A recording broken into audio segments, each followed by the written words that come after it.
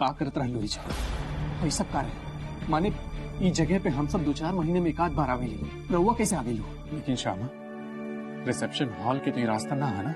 रास्ता अगर मालूम रहे तक का रास्ता भटक जाएगी हम। बाकी ये सब कहा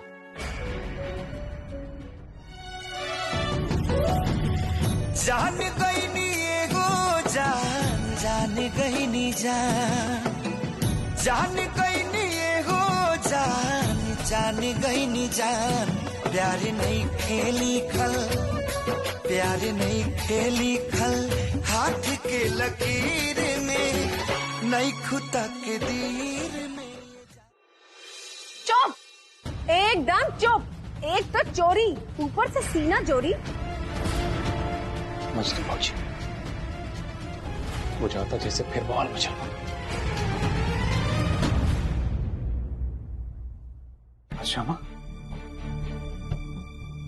राउत तबीयत ठीक नहीं की रहो आराम कर हम देखा था।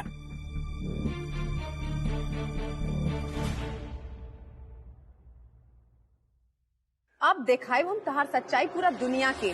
का सच्चाई? आप झूठ के आरोप लगा रहल बानी हमरा ऊपर। झूठ लाज नहीं किया बता आपन आँखी से देखनी है हम। छी भौजी का चलता है? पूछी अपना सरहद से चोरनी कहीं के। भौजी पानी छान के और बात बांध के बोले की चाहिए। सच जान लेना देवर जी तो बोल ना निकली। चली बताई कि का करत रानिया पहचा। भौजी हाथ छोड़ी कर इतना बड़का बात नहीं खे कि सब अपन कुटुंब है और कुटुंब कहीं भी आ जा सकेला कुछ भी छू सकेला। हम कहा था नहीं हाथ छोड़ दी कर।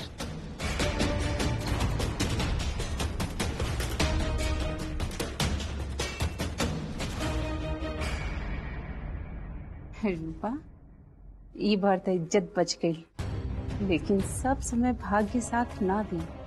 ये मुसीबत की हमेशा खातिर दूर भगावे की एक ही उपाय बा हमरा लगे। कौनो भी हालत में इकरा घर से बाहर निकलवावे की ही पड़ी। मम्मी हमरा लगे एक उपाय बा। श्यामा के ना गायब करवा दो सुपारी दे के। रूपा ज्यादा जोर मत डाला बेटा दिमाग पे दुखा जाई। वैसे आइडिया बुरा नहीं किया जरूरत पड़ी तो इहो करल जा सकेला। अब इससे पहले जीजा जी के फरमाइश फिर से शुरू हो जाए निकला ही जा से चला।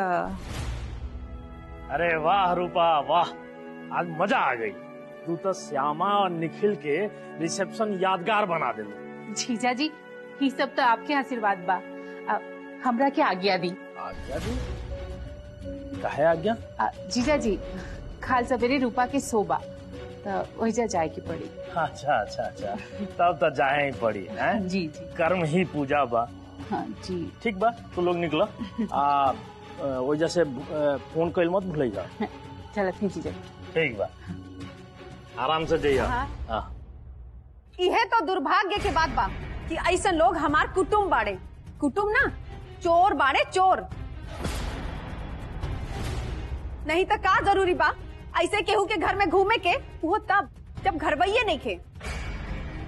बात के बतंगड़ मत बनाइए आप। वो हम बाथरूम खोजत रहनी। बाथरूम ना मौका खोजत रहलू हो मौका हमार घर लूटे के और ओकर सबूत बा ई मूर्ति। भौजी आवाज नीचे। ये मूर्ति से ज्यादा बेशकीमती एक घर के मान मर्यादा है।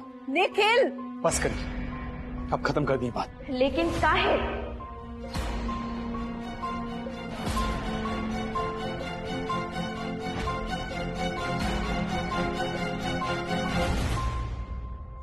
भैया बहू बेटा मुबारक हो आपके। तारों के मुबारक हो। हमरा के जल्दी छोड़ दे स्टेशन नहीं तो हमार ट्रेन छूट जाई। कहाँ जाते रहो तुम? अरे दर्शन यात्रा में जाए के बा ना निकल के मन्नत किए रे तो ओका उतारे के तो जाए के पड़ी नो। सबके जाए के जल्दी बा लेकिन मन्नत में कोनो कमी ना रहे के चाहिए। राजीव जी बाबूजी बुआ के छोड़ा हुआ।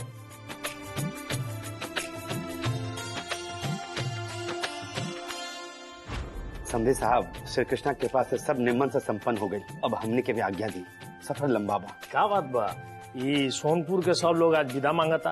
अब पहले वो साली अभी आप लोग, अरे राउर बेटी के घर है, 3-4 दिन रह के जाए। आप समझे साहब, पहले के जमाना में बेटी के घर के केहू पानी तक ना पियत रहे, और आजकल के लोगन के देखा कैसे डेरा जमा ले लेबा।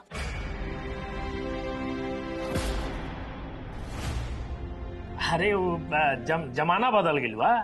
अब जमाना का बाबूजी पूरा रिवाजे बदल गए अब आजकल। बड़की दुल्हन जी बाबूजी। ये लोग के तनी श्यामा से भेंट करा दो। आलोक जी बाबूजी। ये लोग के सूते की व्यवस्था करो। ठीक बा बाबूजी। बड़का मालिक चली हाली से वही जो हॉल में।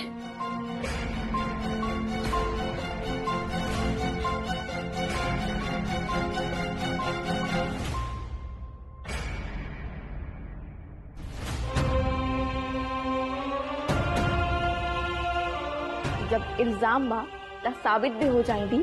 हाँ हाँ करी साबित ना, पूरा पर्दाफाश करब तहार कुकर्म के। हाँ तब करी ना, करी के डेराता बहुत सुन लेनी। वो देर से भचर भचर भचर एक एक बात के जवाब मिली। गूंगी नहीं थी हम। गूंगी नहीं खूब तो बोली कि का करत रहनी आप पेचा। मछली दीदी हमनी जरूर गरीब बानी, लेकिन चोर ना। कुछ सबूत बा आपके लगे कि हमार भौजाई चोरी कैले है?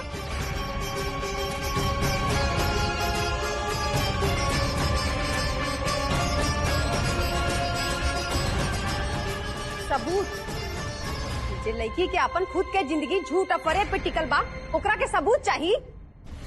4 दिन में भुला गईलू अपन करनी कि कैसे एक अमीर खानदान के शरीफ लड़का के झूठ बोल के फसैलू है, और ओकरा ऊपर से बुला लेलू अपन ही चोर खानदान के हमार घर लूटे खातिर। झूठ छुपावे से झूठ छुपेला, सच ना।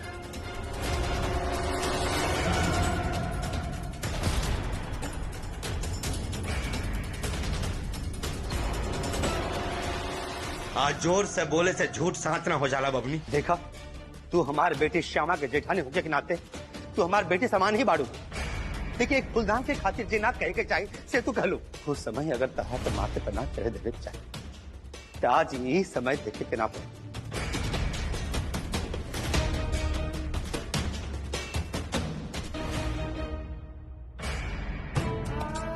अपन बेटी दिले बानी घर, एक मतलब ई ना कि आपन कपार पर आप सबके खराव लेकर घूमत रहा।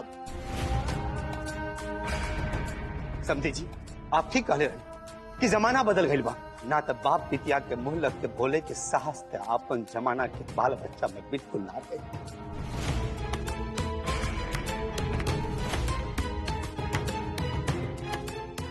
देखा बबनी, तारा के जरूर कोनो गलत फहमी हो गई हुई। ना तो हम अपने बाल बच्चा के ऐसा संस्कार तो ना देले बानी। संस्कार जेकर कोनो आत्म सम्मान ही नहीं खे, ओकर संस्कार की का मोल रही। माँ, ये लोग के इतना मुंह लगावे के जरूरी नहीं के। धक्का मार के निकाली अपन घर से।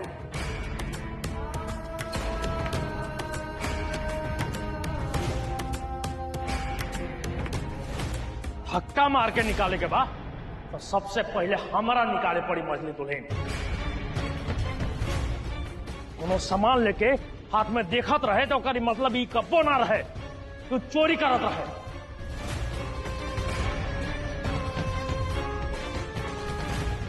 अब तू लोग ई काहे भूल जाता रहा कि ये लोग हमार कुटुंब रहे, इनका पूरा अधिकार बा ये घर में आवे के, सामान देखे के, छुए के, ओकरा उठावे के। मछली दुल्हन, संदेह के आधार पर केहू के प्रतिष्ठा से खिलवाड़ ना होके के चाहिए।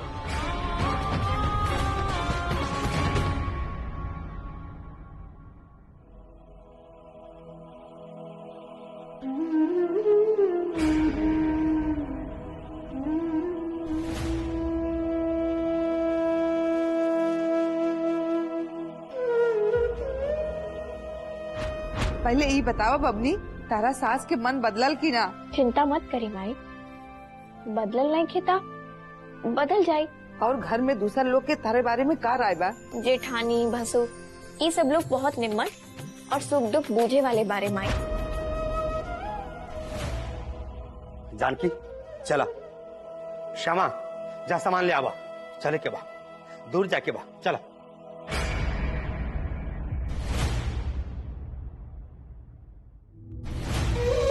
मिश्र जी,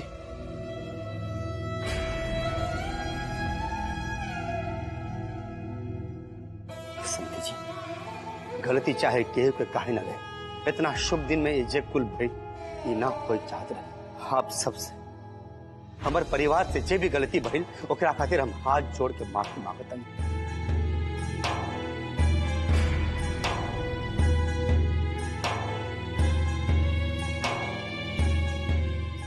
और हम जे भी यहाँ देखले और सुनले पाए तो कोई भी बाप अपन बेटी के ई द्वारी पर कब्बो न छोड़े।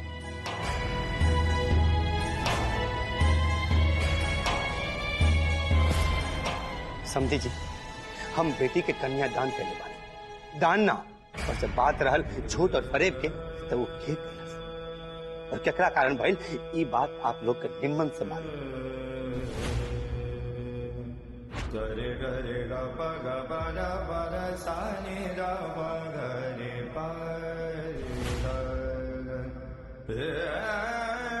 जहां तक बात आत्मसम्मान की तो हम बेटी दिले बानी ले लेना रहे, और देवे बाधा के आत्मसम्मान हमेशा ऊपर रहेला।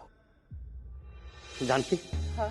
चलो निकले के बाद जहां इज्जत ना वही जा रुक के अपन बेइज्जती ना करावे के चाहिए। बबनी, ये फूलदानी मूर्ति ये सब सिर्फ एक बहाना बा।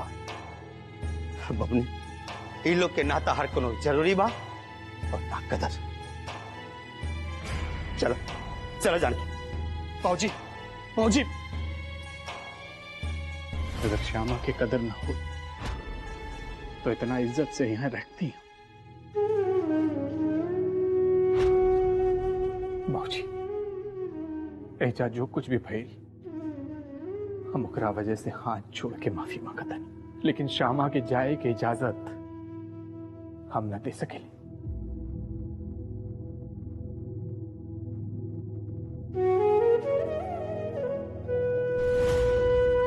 रउआ लोग भले ही कन्यादान कैले बानी, लेकिन हम अग्नि के साथ फेरा लेके एक क्रिया कैले बानी कि सुख दुख मान सम्मान भाग्य भाग्य में आजीवन श्यामा के साथ थे।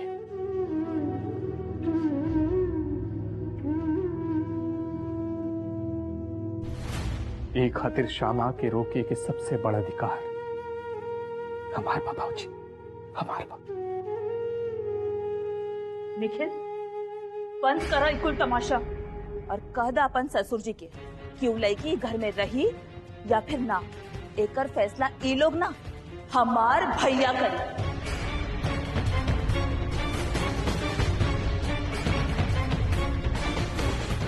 और अगर ढेर जल्दी बा लोगन के अपन लड़की के घर से ले जाए खातिर तो हमरा कोनो दिक्कत नहीं थे। एक बार बस हमार भैया का दी कि ई लड़की हमार घर के योग्य नहीं थे, बस ओकर बाद ले जाए अपन लड़की के पूरा इज्जत के साथ। अभी हमने ये इतना लाचार नहीं थे कि अपने बाल बच्चा के भाग्य और भविष्य के फैसला केहू के भी सौंप देले बानी। श्यामा, तारा बाबूजी के एक बार हम रोक देले रानी, जे बात हमरा के पता ना रहा है, तहार माई बानी हम, कसाई ना। चला अब ये तहार कौनो काम ना, चला तू हमरा साथे। ना माई, आप लोग जाएं। जबले हम ई घर में बानी, एक पुतोह बानी और आपन कुल के रिवाज बा कि बेटी पुतोह सास के बाद कबहू न टाली ले। बाबूजी, आप लोग जाएं, हम इंतजार करब मामा जी के। ए बबनी, हम कुंती ना है जे अपने करेजा के टुकड़ा के पानी में बहा दे, और ना हमरा में इतना साहस बा और तोरा के छोड़ के गईले के बाद हमार मन स्वीकार ना करी।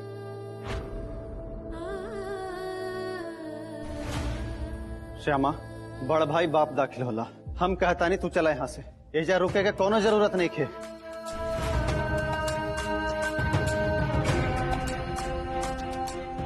माई, ममता में आपन सिखाइल बात बिसर गई का कहले रहलू तू कि लड़की के बसेरा उसका ससुराल में होला, नैयर मात्र डेरा। अगर ई बात सच बा त इहे होखे। और कृष्णा के भी तो यही इच्छा बा ना, तो फिर देखी क्या इच्छा बा उनकी। जेकर हाथ में हमार जिंदगी, तो फिर उनके ही लिए भी हमार जिंदगी के फैसला।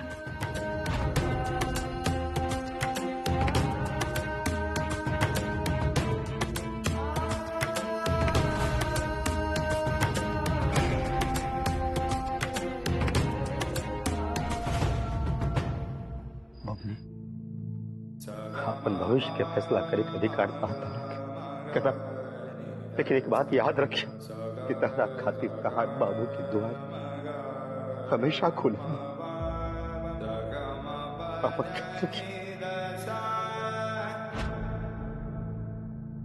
चंदन चल, देर होता, चलो चल। जाए के सही समय तो नहीं खे, लेकिन रउआ जिद करत नहीं था। ठीक बा निखिल, मंटू से कहा ये लोग के छोड़ आई। राजीव जी बाबूजी। आलोक, लोग के गाड़ी में बैठा हुआ। बाबूजी आप सब गाड़ी में बैठिए, हम नंदू के लेके आओ। बबनी आपन ख्याल रखिए नु।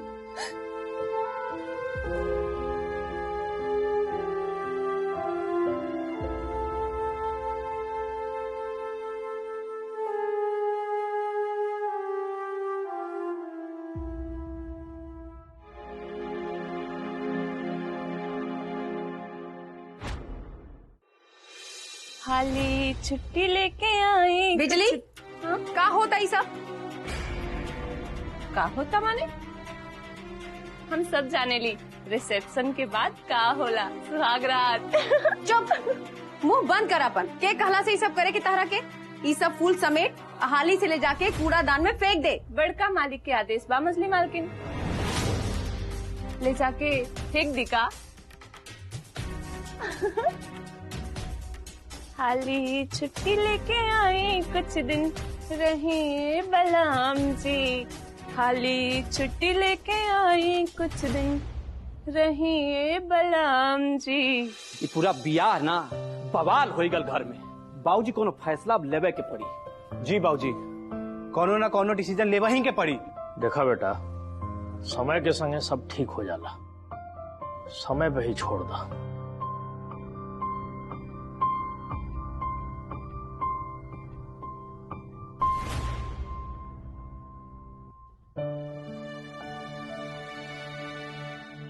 ऐसे बहुत रात हो गई बा, तो तू लोग अपना अपना कमरा में जा, सूत जा लोग।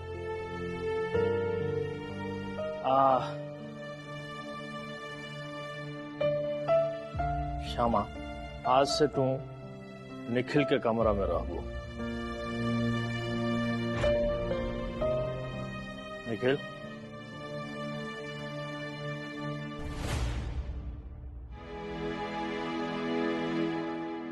श्यामा के कमरा में ले जा। लेकिन हमार लाश पर चल के ही जाए ये लोग।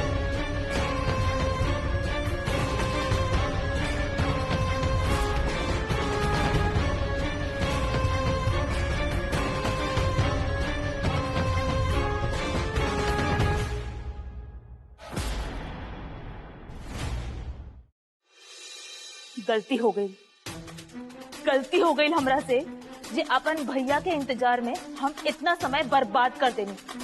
लेकिन जे हो गई से हो गई, अब और समय के हम बर्बाद ना होके दे। ये लड़की के ई घर से अभी की अभी निकाले के ही पड़ी।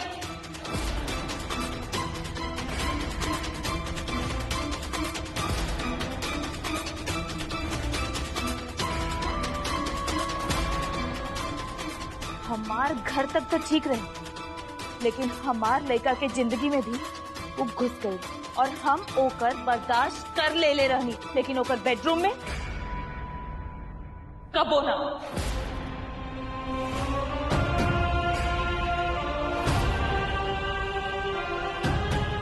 ममता, अब एक कदम भी आगे नहीं बढ़ेंगे। जा अपना कमरा में। अरे हमार दिमाग दुखा गई बा तहार एक के बतिया सुन सुन के। भैया भैया भैया, अब जब तहार भैया आई हैं तब तू बिल्कुल नाटक करिए उनका सामने। अभी बिल्कुल ना। जा तू अपना कमरा में जा। 5 दिन के लड़की से रिश्ता बचावे खातिर आप इतना साल के रिश्ता के दाग पर रखा तानी। कमरा में जाए के रिश्ता बने में बहुत समय लागेला, लेकिन बिगड़े में एक क्षण में टूट जाला।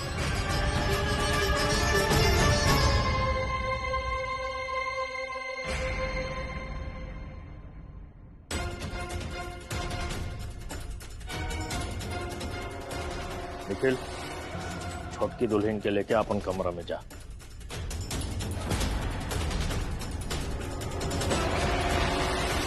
निखिल।